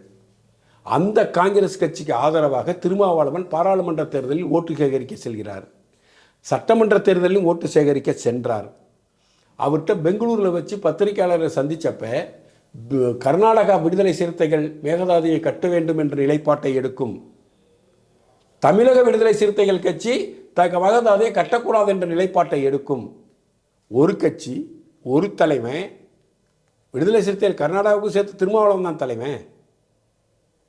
அவனே சொல்கிறான், தலைவனே சொல்கிறான், கர்நாடகாவில் நாங்கள் காவேரி சம்பந்தமாக வேறு நிலைப்பாட்டு எடுப்போம், தமிழ்நாட்டில் வேறு நிலைப்பாட்டு எடுப்போங்கிறான். காவேரி மேலாண்மை ஆணையம் கூடி தமிழ்நாட்டுக்கு இத்தனை டிஎம்சி தண்ணியை கொடுங்கன்னு சொல்லிடுச்சு, உத்தரவு போட்டுடுச்சு. அந்த உத்தரவை நாங்கள் மதிக்க மாட்டோம், நாங்கள் தண்ணீர் தரமாட்டோம், ஒரு சொட்டு கூட தமிழகத்துக்கு தண்ணீர் தரமாட்டோம்னு முதலமைச்சர் சொல்கிறாரு. நீர்வளத்துறை அமைச்சர், துணை முதலமைச்சர் சொல்கிறாரு. அதை எதிர்த்து திருமாவளவன் ஒரு கண்டன அறிக்கை வெளியிட்டாரா? நீங்கள் திருமாவளவன் சார்பு தானே பேசிகிட்டு இருக்கீங்க, திருமாவளவன் சார்ந்தான திரு ரஞ்சித் அவர்களை பேசிகிட்டு இருக்கீங்க. இந்த பிரச்சனையில் திருமாவளவன் ஏன் குரல் கொடுக்கவில்லை? எல்லா நியாயமும் பேசுகிறீங்கல்ல, காவேரி சம்பந்தமாக நீங்கள் ஏன் பேசலை? ராஜராஜ சோழன் உங்கள் சொத்தெல்லாம் பிடிக்கிட்டு போயிட்டாரு நீங்கள்ல. உங்கள் காவேரி உரிமையை கர்நாடகாரன் பிடுங்கிட்டு போகிறான், திமுககாரன் எங்கள் மயிறு பிடிங்கிட்டு இருக்கான், விடுதலை சிறுத்தைகள் ஒன்றும் சொல்ல மாட்டேங்கிறான், கம்யூனிஸ்ட் ஒன்றும் பேச மாட்டேங்கிறான், தமிழ்நாடு காங்கிரஸ் கமிட்டி ஒன்றும் பேச மாட்டேங்குது. ஆனால் அவங்களோட கூட்டணி, அவங்களுக்கு 10 சீட்டு. இதையெல்லாம் கேள்வி கேட்க துப்பு இருக்கா ரஞ்சித்துன்னு கேட்குறேன். ரஞ்சித்து இதெல்லாம் பேசணும். பிஜேபி வளர்ந்துருச்சா, எங்கே வளர்ந்துருச்சு? நாங்கள் எங்கள் பகுதியில் வளராமல் எங்கள் மக்கள்கிட்ட வளராமல் பார்த்துக்கிட்டோம், மற்ற மக்கள்கிட்ட கொண்டு சேர்த்தது திமுக தான், அதிமுக தான் குற்றச்சாட்டத்தை நிறுத்திவிட்டு இந்த மக்கள் நல பிரச்சனைக்கு நீ பேசு. ஆம்பளையாக இருந்தால் பேசு, மனுஷனாக இருந்தால் பேசு, மனுஷ ஜென்மமாக இருந்தால் பேசு, உப்பு போட்டு சோறு திங்கிற மனுஷனாக இருந்தால் பேசு. இது தமிழ்நாட்டில் இருக்கக்கூடிய சுமார் 3 கோடி மக்களின் வாழ்வாதாரம் காவேரி. இதுக்கு கர்நாடகாரனை கண்டித்து தமிழக முதல்வர் பேச மாட்டேங்கிறாரு, தமிழக பொதுப்பணித்துறை அமைச்சர் பேச மாட்டேங்கிறாரு, தமிழக நீர்வளத்துறை அமைச்சர் பேச மாட்டேங்கிறாரு. நீ போற்றி கொண்டாடக்கூடிய உன் தலைவன் திருமாவளவன் பேச மாட்டேங்கிறான். நீ பேசு, நீ ஆம்பளையா இருந்தா பேசுங்க மிஸ்டர் ரஞ்சித். பேசிட்டு அப்புறம் பிஜேபி எங்கே வளர்க்குறது, எங்கே வளர்க்கக்கூடாது, ஏன் வளரணும், ஏன் வளரக்கூடாதுன்னு அப்புறம் அரசியல் பண்ணலாம். முதல்ல காவிரி பிரச்சனைக்கு ஆம்பளையா இருந்தால் பேசு. சார் ஓகே சார், ரஞ்சித் பற்றி இவ்வளோ டெப்த்தாக இவ்வளோ டீட்டெயிலாக நீங்கள் சொல்லிட்டீங்க. ஓகே சார், அதேமாதிரி இன்னொரு கேள்வி என்ன அப்படின்னு பார்த்தீங்கன்னா சார், ரேபரேலி அமேதி இந்த 2 தொகுதியுமே காங்கிரஸுடைய பாரம்பரியமான தொகுதிகளில் அது 2மே முக்கியமான தொகுதிகள். இப்போ வந்து பார்த்தீங்க அப்படின்னா ரேபரேலியில் வந்து ராகுல் காந்தி போட்டியிட போகிறாரு அப்படின்னு சொல்லி மனு தாக்கல் பட்டாங்க. அதே நேரத்தில் இவங்க பிரியங்கா காந்தி போட்டியிடுவாங்க அப்படின்னு சொல்லிட்டு இருந்தாங்க சார். ஆனால் பிரியங்கா காந்தி கடைசி வரைக்கும் அவங்களுக்கு சீட்டு கொடுக்கல. இப்போ இந்த மாதிரி சூழ்நிலை ரேபரேலி அமேதியிலேருந்து இப்போ ரேபரேலிக்கு போயிருக்காரு, வயநாட்டிலையும் அதே நேரத்தில் போட்டிட்டு இருக்காரு. இது நீங்கள் எப்படி சார் பார்க்குறீங்க? ராகுல் காந்தி வந்து இப்போ பிரதமர் கூட சொன்னார், கிட்டத்தட்ட 10 தடவைக்கு மேலே முயற்சி பண்ணி தோற்று போன ஒரு ப்ராடக்ட் ராகுல் காந்தி. இப்போ அமேதியில் தோற்று போயிடுவோமோங்கிற பயம் வந்ததுனால தான் ஓடி போனார் வயநாட்டுக்கு போன தேர்தலில். இப்போ வயநாட்டில் தோற்று போயிடுவோங்கிற பயத்தில் ரேபரேலிக்கு ஓடி இருக்கிறார். சப்போஸ் 2 தொகுதியிலுமே ஜெயிச்சிடறாருன்னு வச்சு இவர் எந்த தொகுதியை தக்க வச்சுக்கிட்டு எந்த தொகுதி எம்பியாக தொடர்வார்? வயநாட்டில் நீ வந்து ரிசைன்மெண்ட்டு ரெபரேலியில் எம்எல்ஏ எம்பியாக இருந்தால் இவருக்கு என்ன பிரச்சனை வரும்? 2026 சட்டமன்ற தேர்தல். அப்போ கம்யூனிஸ்ட்டுகள் இந்த பிரச்சனையை பெருசாக ஊதி பெருசாக்குவான். அமேதியில் தோற்று போயிடுவார்னு இங்கே வந்தவரை நீங்கள் வெற்றி பெற வச்சிங்க. இன்றைக்கி வயநாடு வேண்டாம் எனக்கு ரெபரேலியே போதுன்னு உத்தரப்பிரதேசத்துக்கு போயிட்டாரு. அவருக்கு இப்போ சட்டமன்ற தேர்தலில் ஓட்டு போட போகிறீங்களான்னு கேட்பானா கேட்க மாட்டானா? கண்டிப்பாக கேட்பாங்க சார். இப்போ ரெபரேலி வேண்டான்னு சொல்லி ரிசைன்மெண்ட்டு வயநாடை தக்க வச்சா சொந்த மாநிலமே வேண்டான்னு சொல்லிட்டார் ராகுல் காந்தி. அவருக்கு நீங்கள் அந்த கட்சிக்கு ஓட்டு போடாதீங்கன்னா அங்கே வர இடைத்தேர்தலில் பிஜேபி பிரச்சாரம் பண்ணுவா பண்ணாதார்? கண்டிப்பாக பண்ணுவோம். ஆனால் 2 தொகுதியிலையும் திரு ராகுல் காந்தி தோற்றுருவாருன்னு நான் நம்புகிறேன், தோக்குன்னு வேண்டிக்கிறேன். ஏன்னா அது வந்து தேவையற்ற ஒரு எக்ஸ்ட்ரா லக்கேஜ் தான் பாராளுமன்றத்துக்கு ராகுல் காந்தி. ஒரு 5 பைசாவுக்கு பிரயோஜனம் இல்லாத, எந்த அடிப்படை அறிவும் இல்லாத, எந்த சித்தாந்த அறிவும் இல்லாத ஒரு மிக மோசமான பிரிவினைவாதத்தை முன்னெடுக்கக்கூடிய, நாட்டு மக்களிடையே விகல்பத்தையும் விபரீதத்தையும் உண்டாக்கக்கூடிய ஒரு தலைவன் ராகுல் காந்தி. அந்த ராகுல் காந்தி என்கின்ற ஃபெயிலியர் மெட்டீரியல் இன்னும் ஃபெயிலியர் ஆகணும், இன்னும் தோல்வியை சந்திக்கணும். காங்கிரஸ் ஒரு 30 சீட்டுக்கு மேலே ஜெயிக்கவே கூடாது. ராகுல் காந்தி 2 தொகுதியிலும் தோல்வியை தழுவினாலும் ஆச்சரியப்படுவதற்கில்லை. ஏன்னா படிப்படியாக அங்கே பிஜேபியோட வாக்கு சதவீதம் உயருது. படிப்படியாக அமேதியிலையும் சரி ரேபரேலியும் சரி படிப்படியாக அங்கே வாக்கு சதவீதம் காங்கிரஸ் குறைஞ்சிக்கிட்டே தான் வந்திருக்குது. இதில் இன்னொரு பெரிய பீட்டு தெரியுமா சார்?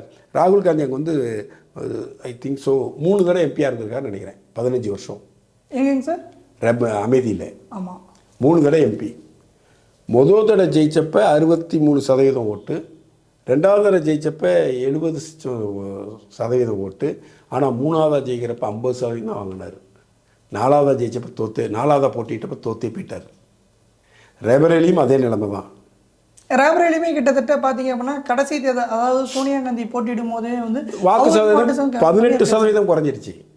ஒரு போன தேர்தலுக்கும் 2014 தேர்தலுக்கும் 2019 தேர்தலுக்கும் வாக்கு சதவிகிதம் 19% காங்கிரஸு குறைஞ்சி 18% பிஜேபியோட ஓட்டு சதவீதம் அதிகரிச்சிச்சு. இந்த தடவையும் அதே தான் நடக்கும். இத்தனை தடவையாக காங்கிரஸ் அதை வந்து ரேபரேலி அமேதி 2யும் எங்கள் கோட்டை அப்படின்னு சொல்லிட்டு இருக்கோம். ஒரு கோட்டையும் ஒரு புண்ணாக்கும் பருத்தி கோட்டையும் கிடையாது. சமாஜ்வாடியும் மாயாவதி கட்சியும் அங்கு போட்டியிடாது, இவங்களுக்காக விட்டு கொடுக்கும். இவங்களுக்காக 2 தொகுதியிலே விட்டு கொடுக்குற 2 கட்சியும் விட்டு கொடுத்ததுனால 1-1 பிஜேபி காங்கிரஸ் நின்னதுனால அங்கே இவங்க ஜெயிச்சாங்க. அங்கே சமாஜ்வாடி கட்சி போட்டி போட்டு அவங்க ஒரு 20% வாக்கை பிரித்தா ஆட்டோமேட்டிக்காக பிஜேபி ஜெயிச்சிடும். 2014 ஸ்மிருதி இரானி வந்து தோற்று போனாங்க. ஆனால் தோற்று போனோம் தொகுதியை விட்டு ஓடி போகல. அங்கே இருந்தாங்க. அவங்க ரெசிடென்ஸை அந்த தொகுதிக்கே மாற்றினாங்க. ரேஷன் கார்டுலேருந்து ஆதார் கார்டுலேருந்து எல்லாத்தையும் அங்கே மாற்றி கிராமமாக போய் பிஜேபியை கொண்டு போய் சேர்த்து பிஜேபி நலத்திட்டங்களை கொண்டு போய் சேர்த்து மிகப்பெரிய வளர்ச்சியை அந்த மாநிலத்துக்கு 2017 அந்த தொகுதிக்கு 2017 2019 கொண்டு சேர்த்தாங்க. இந்திரா காந்தி குடும்பம் தான் அமேதியை கிட்டத்தட்ட 40 ஆண்டுகளாக கையில் வச்சுருந்தாங்க. அங்கே ஒரு மருத்துவக் கல்லூரியோட கிடையாது. 2014 வரை அமேதி தொகுதியில் ஒரு மருத்துவக் கல்லூரியோட கிடையாது. 2014 திரு நரேந்திர மோடி அவர்கள் ஆட்சி அதிகாரத்திற்கு வந்த பிறகுதான் அமேதியில் முதலாக அமேதி தொகுதிக்குன்னு ஒரு மருத்துவக் கல்லூரி மருத்துவமனை அங்கே வந்துச்சு.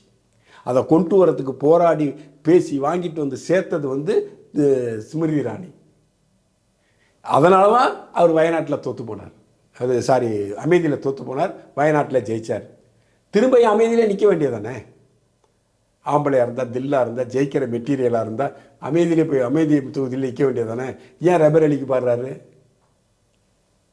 ஒரு ஆண்மையான ஒரு திருமகனாக இருந்தால் நான் தோல்வி அடைஞ்சேன், இந்த தடவை நான் ஜெயிச்சிடுவேங்கிற நம்பிக்கை வரணும்ல சார். ராகுல் காந்தி மீட்டிங் என்ன பேசுகிறாரு? 150 தொகுதிக்கு மேலே பிஜேபி இந்த தேர்தலில் ஜெயிக்காதுன்றார். 150 தொகுதியில் ஜெயிக்காதில்ல, அப்போ நீ துணிவாக ஆம்பளையாக போய் வீரம்னா போய் நீ அமைதியில் நிற்க வேண்டியதானே? நீ எதுக்கு ரேபரேலிக்கு போடுற? ரேபரேலியிலும் ஸ்ட்ராங் வேட்பாளரை நாங்கள் நிப்பாட்டியிருக்கிறோம். அந்த பகுதியின் இண்டு இடுக்கு தெரிஞ்ச சந்து பொந்து தெரிஞ்ச எளிய மக்களின் வழி வேதனை அறிந்த அந்த மாநிலத்தினுடைய ஒரு அமைச்சர் அங்கே வேட்பாளராக நிற்கிறார். அதனால் இந்த 2 தொகுதி தோற்றுவார் நம்புகிறேன். பார்ப்போம், ஆண்டவன் தான் வழி இருந்தான். சரி, ஓகேங்க சார். அதேமாதிரி சார், வயநாட்டில் போட்டியிடும் போது கிட்டத்தட்ட சொல்லப்போனால் டி ராஜா அவர் ராகுலோட பிறப்பையே கொச்சைப்படுத்திலாம் பேசியிருந்தாங்க சார். இந்த அளவுக்கு கீழ்மட்டத்தில் இறங்கி பிரச்சாரம் பண்ணக்கூடிய தேவை எங்கள் வயநாட்டில் இருக்கா சார்? சார், அவங்களுக்கு ஜெயிச்சே ஆகணும். கம்யூனிஸ்ட்டுக்கு குறைந்தபட்சம் ஒரு 11 தொகுதியை ஜெயிக்கலைன்னா அவங்களுடைய தேசிய கட்சி என்கின்ற அந்தஸ்தை கம்யூனிஸ்ட் இழந்துடும். போன தேர்தலில் ஆல் ஓவர் இந்தியாவிலே 3 சீட்டு தான் கம்யூனிஸ்ட் ஜெயிச்சுது. 1 கேரளாவில், 2 தமிழ்நாட்டில். 3 எம்பி தான் இருந்தாங்க. ஒரு காலகட்டத்தில் பாராளுமன்றத்தில் 48-49 எம்பிக்களை கொண்டிருந்த மார்க்சிஸ்ட் கம்யூனிஸ்ட் கட்சி 2019 தேர்தல் முடிந்த பிறகு வெறும் 3 எம்பி வச்சுருந்தாங்க. இப்போ அவங்க மேற்கு வங்கத்தில் 0 ஆயிட்டாங்க, ஒன்றுமே இல்லை. 35 ஆண்டுகள் ஆட்சி அதிகாரத்தில் இருந்த ஒரு மாநிலத்தில் இருந்தக்கூடிய ஒரு கட்சி ஒரு சட்டமன்ற உறுப்பினரை ஜெயிக்க முடியல, ஒரு பாராளுமன்ற உறுப்பினரை ஜெயிக்க முடியல. பரிதாபமாக காலி பெருங்காய டப்பா விட மோசமாயிட்டாங்க கம்யூனிஸ்டுகள். திரிபுராவிலையும் ஆட்சியை இழந்துட்டாங்க. இனி திரிபுராவில் வரப்போகிற சூழ்நிலை அங்கே அவங்களுக்கு இல்லை. இப்போ அவங்க கையில் இருக்கிற ஒரே கோல்டு கேரளா மட்டும்தான். அங்கே ஒரு 11 தொகுதியை அவங்க வெற்றி பெற்றே தீர வேண்டும். அதற்கு எந்த கீழ்நிலைக்கும் இறங்கி அடிப்பார்கள். அதே டி ராஜா தமிழ்நாட்டுக்கு தமிழ்நாட்டில் இருக்கக்கூடிய காங்கிரஸ் கட்சியை எதிர்த்து ஒரு பிரச்சாரம் பண்ணுவாரா? கேள்விப்படிதான் சார். வயநாட்டில் பினராயி விஜயன் சொல்கிறாரு, ராகுல் காந்தியோட டிஎன்ஏவை டெஸ்ட் பண்ணணும். பினராயி விஜயன் முதலமைச்சர் சொல்கிறாரு, ராகுல் காந்தியோட டிஎன்ஏவை டெஸ்ட் பண்ணுங்கிறார். இவர் பிறப்பையை சந்தேகிக்கிறாரு டி ராஜா. அவர் பொண்டாட்டி ஜெயிக்கணுங்கிறதாங்க. ஒரு 30 கிலோமீட்டர் தாண்டி நாகர்கோவிலுக்கு வந்தால் காங்கிரஸ் வாழ்க, ராகுல் காந்தி வாழ்கங்கிறாங்க கம்யூனிஸ்ட்காரன். இதில் இன்னொரு இப்போ ஒரு விவாதத்தில் தம்பி எஜ்ஜி சூர்யா அவர்கள் ஒரு விவாதத்தில் சொன்னார், பாண்டிச்சேரியில் ஏனம்னு ஒரு பகுதி இருக்குது. அந்த ஏனம்ங்கிற தொகுதி கேரளாவை சுற்றி வருது. பாண்டிச்சேரி, காரைக்கால் இந்த பகுதிகளில் காங்கிரஸுக்கு கம்யூனிஸ்ட்டு சப்போர்ட்டு. ஆனால் கேரளா பகுதியில் இருக்க ஏனத்தில் எகென்ஸ்ட் ஒரே வேட்பாளருக்கு. வேட்பாளர் ஒருத்தர் தான், வைத்தியலிங்கம் தான் நிற்கிறாரு. வைத்தியலிங்கத்துக்கு கம்யூனிஸ்ட்டுகள் பாண்டிச்சேரிலையும் காரைக்கால்லையும் ஆதரவு, ஏனம்ல எதிர்ப்பு. இதை விட ஒரு மானங்கட்ட கூட்டணி, வெக்கங்கட்ட கூட்டணி, ரோசங்கட்ட கூட்டணி இந்த உலகத்தில் இருக்குமா? இந்த உலகத்தில் இப்படி ஒரு அரசியல் கூட்டணியை பார்த்துருக்கீங்களா சார்? பஞ்சாபில் கூட்டணி கிடையாது, ஆம் ஆத்மியும் காங்கிரஸும். டெல்லியில் கூட்டணி. நான் இந்தி கூட்டணியில் தான் இருக்கேன், ஆனால் நான் காங்கிரஸும் கம்யூனிஸ்ட்டும் உள்ளே சேர்த்துக்க மாட்டேங்கிறது மம்தா. இப்படி ஒரு இடியாப்ப சிக்கலில் சிக்கி தவிக்கும் இந்த கூட்டணி ஜெயிச்சிடுன்னு பத்திரிகையாளர் மணின்னு ஒருத்தர் இருக்கார். நல்லா திராவிடத்துக்கு மணி அடிப்பார். அந்த திராவிட மணி சொல்றாரு, 220 சீட்டுக்குள் பாரதிய ஜனதா கட்சி வெற்றி வாய்ப்பை தக்க வைக்கும். அப்படின்னு சொல்கிறார் திராவிடமணி. அந்த திராவிடமணிக்கு நான் சேலஞ்சு பண்ணுறேன். 420 சீட்டு பிஜேபி கூட்டணி ஜெயிச்சிட்டா திராவிடமணி யூடியூப்பில் உட்காந்து பேசுகிறத நிப்பாட்டிடுவாரா? நான் சொன்ன கணிப்பு தப்பு அப்படின்னு. நான் ஆசையை பேச மாட்டேன், நான் ரியலை பேசுவேன். நான் ஆசையை திணிக்க மாட்டேன், ரியலை பேசுவேன் பார் மணி. ஆனால் அவர் ஆசையை தான் சொல்கிறாரு. ஹிந்தி பெல்ட் ஃபுல்லாக காங்கிரஸ் வாஷ் அவுட்டு சார். மேற்கு வங்கத்தில் 25 தொகுதிக்கு மேலே பிஜேபி ஜெயிக்குங்கிறாங்க. சந்தோஷ்காலி பிரச்சனை மக்கள் மனநிலை பெருசாக மாறிடுச்சுங்கிறாங்க. எப்படி கம்யூனிஸ்டுகளுக்கு வந்து நந்திகிராமம் பிரச்சனை கம்யூனிஸ்ட் அழிவுக்கு காரணமாக இருந்ததோ அதே போல் சந்தோஷ்காலி பிரச்சனை திரிணாமுல் காங்கிரஸ் அழிவுக்கு காரணமாக இருக்குங்கிறாங்க. 20க்கு மேலே எத்தனை சீட்டு வேணாலும் ஜெயிக்குங்கிறாங்க. இப்போ உள்ள டென்ட்டில் ஒரு 17 தொகுதிக்கு தேர்தல் நடந்துருச்சு கர்நாடகாவில். இன்னொரு 17 தொகுதிக்கு தேர்தல், 14 தொகுதிக்கு தேர்தல் நடக்கணும்.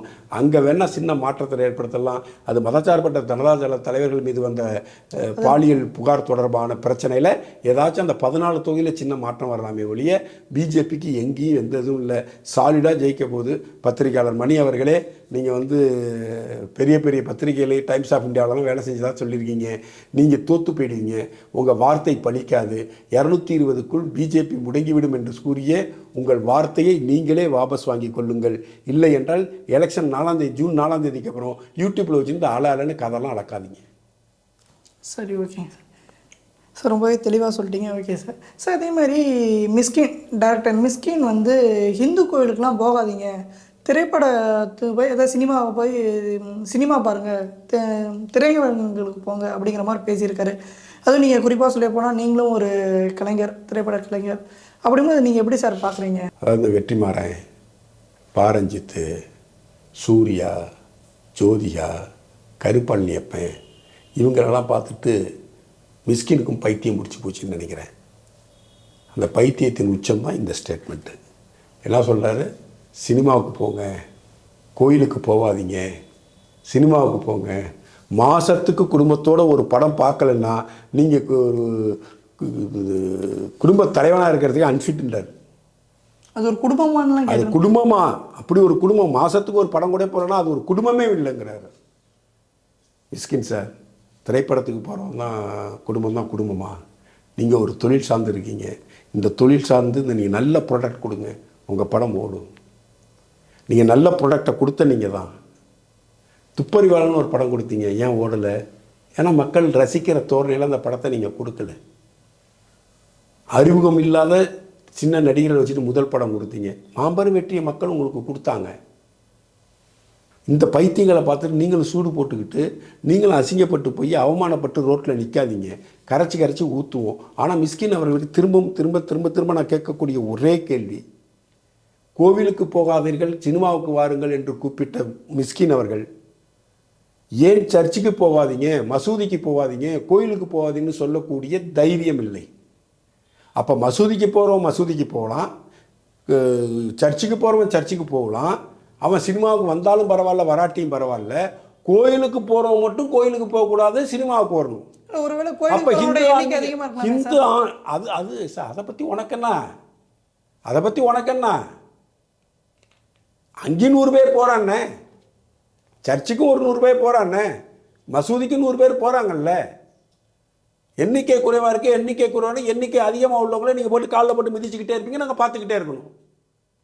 எண்ணிக்கை அதிகமாக இருக்கும், பெரும்பான்மை இருக்கோங்கிறதுனாலேயே எங்களை வந்து நசுக்கிக்கிட்டே இருப்பீங்களா? எங்கள் வழிபாட்டு தலங்களை கேவலப்படுத்திக்கிட்டே இருப்பீங்களா? எங்கள் வழிபாட்டு தலங்களை போட்டு குப்பையில் போட்டு கொளுத்திக்கிட்டே இருப்பீங்களா? எண்ணிக்கையில் அதிகமாக இருக்கிறது குற்றமா?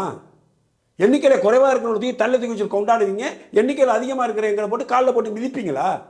எங்கள் கலாச்சாரம், எங்கள் பண்பாடை போட்டு சீரழிப்பீங்களா? அதுக்கு உங்களுக்கு யார் உரிமை கொடுத்தது?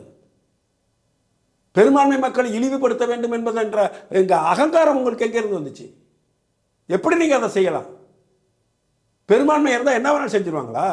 பெரும்பான்மை இருந்தால் அடிமையாக இருக்கணுமா? பெரும்பான்மையாக இருக்கும், எங்களுக்கு மரியாதை கொடுக்கணும். உங்கள்கிட்ட 5 அசிஸ்டன்ட் டைரக்டர் இருந்தால் 4 பேர் ஹிந்துவாக இருப்பான். அவன் மத நம்பிக்கை உடையவனாக இருக்கிறான், மத நம்பிக்கை இல்லாதவனாக இருக்கலாம். ஆனால் 4 பேரும் ஹிந்துன்னு தான் அடையாளப்படுத்தியிருப்பான் அவன் சர்டிஃபிகேட்டு படி. பெரும்பான்மை இருக்கிறதுனாலேயே நாங்கள் அடங்கி போகணும், பெரும்பான்மையாக இருக்கிறதுனாலேயே எங்களை போட்டு மிதிக்கணும், பெரும்பான்மையாக இருக்கிறதுனாலே எங்கள் வழிபாட்டு தலங்களை நாசமாக்கணும், எங்கள் வழிபாட்டு முறைகளை கொச்சைப்படுத்தணும், எங்கள் சடங்கு சம்பிரதாயங்களை கேவலப்படுத்தணும். ஆனால் சிறுபான்மை இருப்பதனாலேயே அவங்களோட தோளில் தூக்கி வச்சு சுமக்கணுங்கிற நிலைப்பாட்டை திரு மிஸ்கின் போன்றவர்கள் எடுப்பார்களே என்றால் மிஸ்கின் அவர்களுக்கு மிகப்பெரிய தோல்வியை கொடுப்போம் நாங்கள். சரி, ஓகே சார். சினிமா பற்றி பேசிகிட்டு இருக்கோம். அதேமாதிரி சினிமா பற்றி ஒரு கடைசியாக ஒரு கேள்வி, இறுதி கேள்வியாக கூட இதை நான் வைக்கலாம் அப்படின்னு நினைக்கிறேன். வைரமுத்து இளையராஜா இந்த பிரச்சனை கிட்டத்தட்ட ஒரு வார காலமாக போயிட்டு, ஒரு 2-3 நாளாக போயிட்டு இருக்கு. கிட்டத்தட்ட ஒரு வார காலமாக அது இன்னும் சோசியல் மீடியாவில் பேசிக்கிட்டே இருக்காங்க சார். இது என்னதான் சார் பிரச்சனை? சார், இளையராஜா சார் கொஞ்சம் விட்டு கொடுத்து போகலாம்ங்கிறது என்னுடைய தனிப்பட்ட பார்வை. அது ஏன் இளையராஜா இவ்வளவு கடுமையாக அதில் ரைட்ஸ் பிரச்சனையில் இவ்வளோ கடுமையாக சட்ட போராட்டத்தை எதுக்கு முன்னெடுக்கிறாங்க அப்படிங்கிறதுல எனக்கு ஏற்புடையதாக இல்லை. ஏன்னா நீ மகான், பெரிய மகான், இசை வேந்தன், இசை வேள்வியை நடத்தக்கூடிய ஒரு மிகப்பெரிய மனிதன். இசையை ஒருத்தன் வெளியில் பாடுறான், வெளியில் ஆர்கெஸ்ட்ராவில் பாடுறான், இல்லை அதை இப்போ திரும்ப அவன் ரீமிக்ஸ் பண்ணி போடுறான், அது உங்களுக்கு பெருமையான விஷயமா எடுத்துக்கங்க. ஆனால் ஒரு விஷயத்தில் காம்பன்சேஷன் கொடுக்கணும், ஒரு ரைட்ஸுக்கு கொடுக்கணும். ஒரு எங்கேருந்து இது ஆரம்பிச்சுன்னு கேட்குறேன்னா, இவர் பாட்டை திருடி என்னென்னமோ செஞ்சானுங்க, இவர்கிட்ட சில பர்மிஷன் கூட கேட்காம செஞ்சானுங்க. அப்போ இவர் கோவப்பட்டிருப்பாரோன்னு நான் நினைக்கிறேன். நம்மகிட்ட ஒரு பர்மிஷன் கூட கேட்காம இப்படி பண்ணுறாங்களே அப்படிங்கிறது கூட கேட்டுப்பான்னு நினைக்கிறேன்.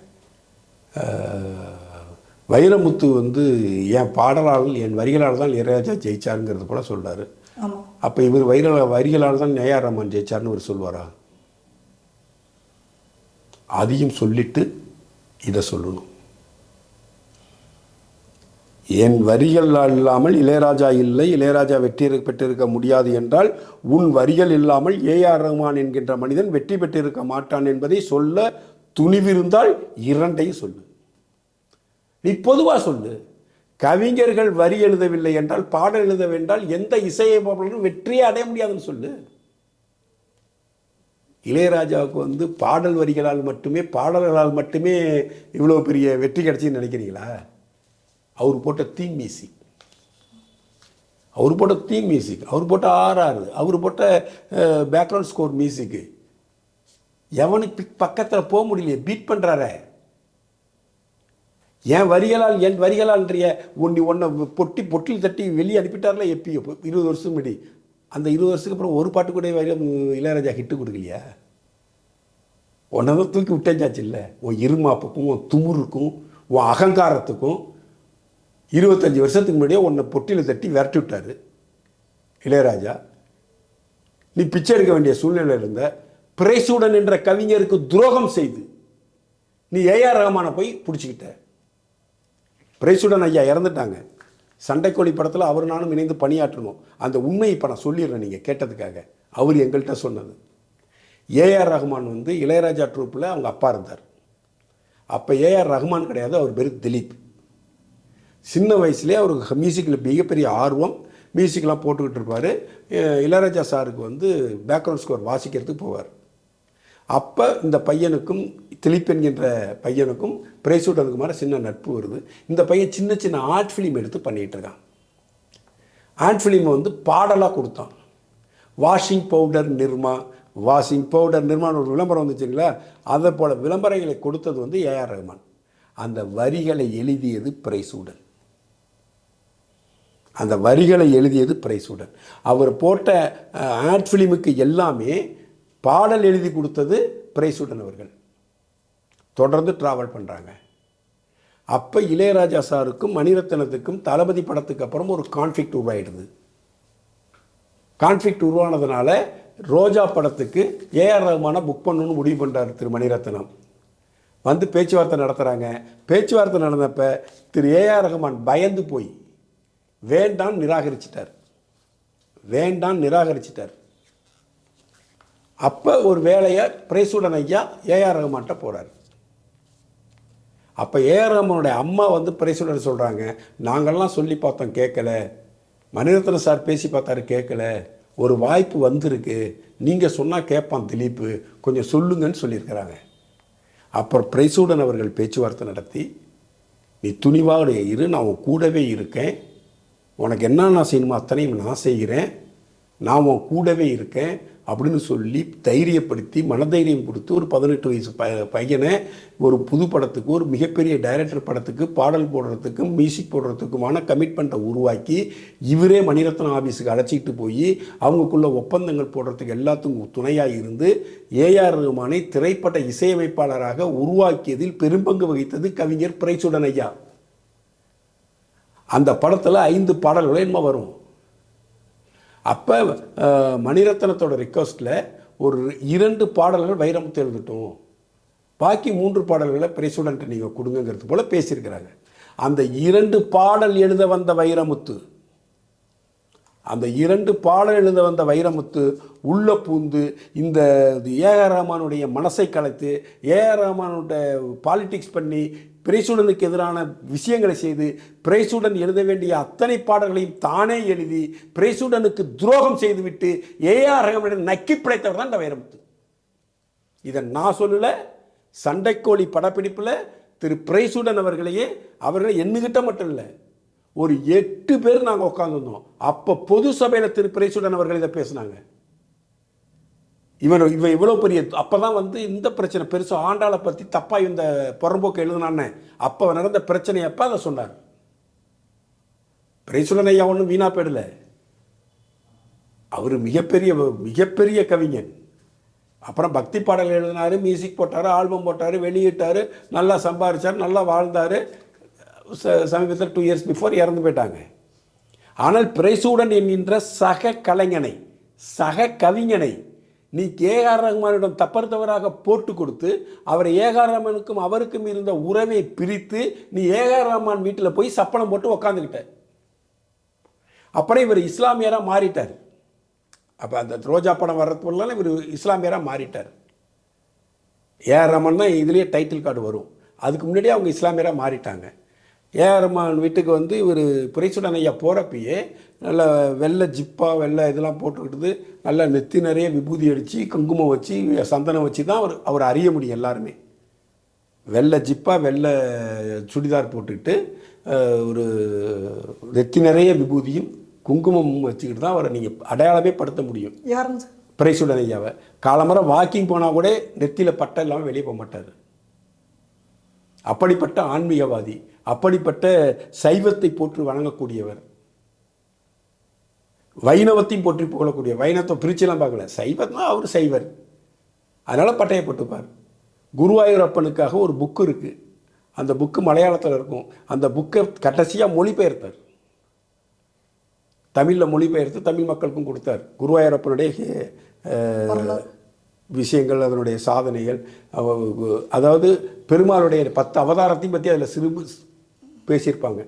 அந்த புக்கை படித்தா அவங்க நோய் தீர்ந்து போயிடுங்கிறது கேரளா மக்களுடைய நம்பிக்கை, குருவாயூர் பக்தர்களுடைய நம்பிக்கை. அது அடிப்படையாக வச்சு அது மலையாளத்தில் இருந்ததுனால தமிழில் மொழிபெயர்த்து வெளியிட்டார் திரு பிறைசூடன் அவர்கள். அவர் கடைசி வரைக்கும் தன் எழுத்து பணியை விடவே இல்லை. நீ என்ன தான் துரோகம் பண்ணியிருந்தாலும் அப்படி பட்டையை போட்டு தான் போவார். பட்டை போட்டுக்கிட்டு போய் தான் அவங்க அம்மா பிறைசூடன்ட்ட பேசி, ஏஆர் ரஹ்மானோட அம்மா பிறைசூடன்ட்ட போயிட்டு அவர் ஏஆர் ரஹ்மான்ட்ட பேசி மணிரத்னத்தில் அழைச்சிட்டு போனார். இந்த புல்லுருவி எப்போ உள்ளே போனிச்சோ, இதுதான் நாத்திக நாயாச்சே. நாத்திக நாய் தானே திரு வைரமுத்து. அவங்க அம்மாவை மனசை மாற்றி நீங்கள்லாம் இஸ்லாத்துக்கு மாறிட்டீங்க, எனக்கு இந்து மதம் பிடிக்காது, அந்த ஆள் எப்போ வந்தாலும் பட்டையை போட்டு வர்றான், உங்களுக்கு அது உறுத்தலையா, உங்களுக்கு அது ஹராமாப்படலையான்னு போட்டி மார்க்கெட் பண்ணி ஒரு தடவை பிறைசூடன் அங்கே போகிறப்ப நீங்கள் நெத்தியில் பட்டையை போட்டுலாம் வராதிங்கன்னு ஏஆர் ரஹ்மானுடைய தாய் சொன்னதாக பிறைசூடன் எங்கள்கிட்ட சொல்லியிருக்காரு. ஸோ எப்படிலாம் நீ பாலிடிக்ஸ் பண்ணி ஒரு ஒரு அடிப்படையிலேருந்து வளர்ந்த ஒரு பையனை, அடிப்படையிலேருந்து வளர்றப்பே கூட இருந்த ஒரு மனிதனை உள்ளே புந்து நீ ஆட்டையை போட்டு கட் பண்ணிட்டு இல்லை. நீ எல்லாம் இளையராஜா பேசி உனக்கு தகுதி இருக்கா, யோக்கியதை இருக்கா? நீ மனுஷனா வைரமுத்தவர்களே? நீங்கள்லாம் பேசலாமா? இந்த உண்மையை யாரும் வெளியே சொல்லியிருக்க மாட்டாங்க.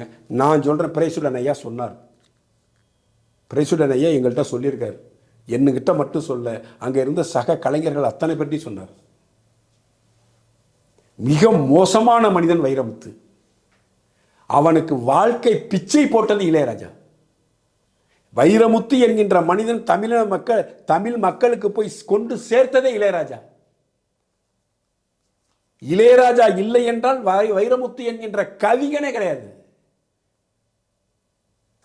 இளையராஜா என்கின்ற ஞானி, இசை ஞானி இல்லை என்றால், இசை தேவன் இல்லை என்றால், இளையராஜா என்கின்ற இசை தெய்வம் இல்லை என்றால், வைரமுத்து இந்த மண்ணில் ஒரு 5 பைசாவுக்கு மதிக்கப்படக்கூடிய மனிதனாக தான் இருந்திருப்பான். இவன் எழுத்தால தான் அவர் ஜெயிச்சாருங்கிற வெக்கமா இல்லை. பட் எழுத்து முக்கியம், பாடலும் முக்கியம். அதுக்கு போடுற டியூன் தானே முக்கியம். நீங்கள் எழுதி போடலாம் சார், டியூன் போடணும்ல. அந்த எழுத்துக்கு தகுந்த டியூனு, அந்த காட்சிக்கு தகுந்த டியூனு, அந்த காட்சியில் நடிக்கக்கூடிய நடிகர்களுடைய கேரக்டரைசேஷனுக்குரிய டியூனு, இதெல்லாம் கம்போஸ் பண்ணி ஒரு டியூனாக கம்போஸ் பண்ணுறானே அவனுக்கு அது ஜெயிக்குமா? நீ எழுதி கொடுக்கறது ஜெயிக்குமா? நீ போய் பாட ஒரு பாட்டு, இந்த பாடல் வரிகளை இந்த பாடல் பாடக்கூடியவர்கள் தான் பாடணும்னு முடிவெடுக்கிற திறமை வேணுமில்ல.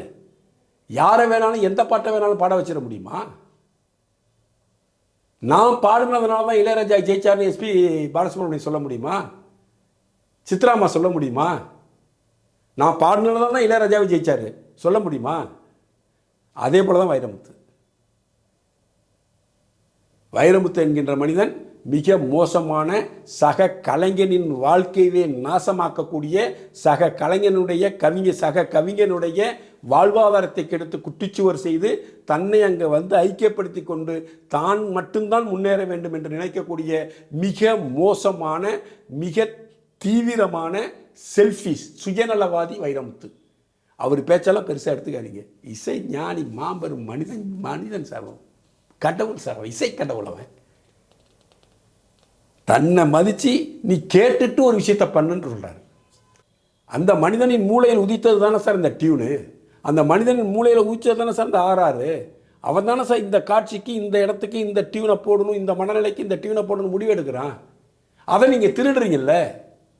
அப்போ அவனுக்கு ரைட்ஸ் கொடுன்னு கேட்குறாரு. பட் இளையராஜா உயரத்துக்கு இளையராஜா இதை கேட்டிருக்க வேண்டாங்கிறது என்னுடைய பார்வையாக இருக்குது. பட் கான்ட்ராவர்சி எங்கேருந்து வந்துச்சுன்னு பார்க்கணும்ல. இளையராஜாவை விமர்சனம் செய்யக்கூடிய தகுதி வைரமுத்துக்கெல்லாம் கிடையாது சார். இளையராஜா மகான், இசை கடவுள். இது பொறுக்கி, பொம்பளை பொறுக்கி. இன்னும் பொம்பளை பொறுக்கி கேஸு பெண்டிங்கில் தான் இருக்குது. சின்மை இன்னும் காரி துப்பிக்கிட்டு தான் இருக்குது. இளையராஜா மேலே ஒரு குற்றச்சாட்டு அப்படி உண்டா? ஒரே ஒரு சின்ன நெருடல் உண்டா இளையராஜா மேலே? கூட பாட வந்த பொண்ணை படுக்கைக்கு கூப்பிட்ட நீ மனுஷனா? நீ சின்ன பொண்ணு, நீ எருவ மாடாட்டான் இருக்க. அந்த புள்ள அன்னைக்கு சின்ன பொண்ணு தானே, படுக்கைக்கு கூப்பிட்டு இல்லை. நீ பரதேசி தானே, நீ பண்பாடு மிக்கவனா? நீலாம் இளையராஜா பற்றி பேசக்கூடாது அப்படி என்பது வைரமுத்துக்கு எனது அன்பு வேண்டுகோள். சரி, ஓகேங்க சார். சமூகத்தை பற்றி, சமுதாயத்தை பற்றியும், அரசியல் பற்றியும், சினிமா பற்றியும் இவ்வளோ தெளிவாக நீங்கள் சொல்லியிருக்கீங்க சார். உங்களுடைய நேரத்தை ஒதுக்கி எங்களுக்காக கொடுத்துருக்கீங்க. ரொம்பவே நன்றிங்க சார். நன்றி, வணக்கம், ஜெய்ஹிந்த். India's #1 AI empowered institution, JKKN. Admissions open for engineering, pharmacy, allied health sciences, arts, nursing and dental. JKKN Institution, Kumarapalayam.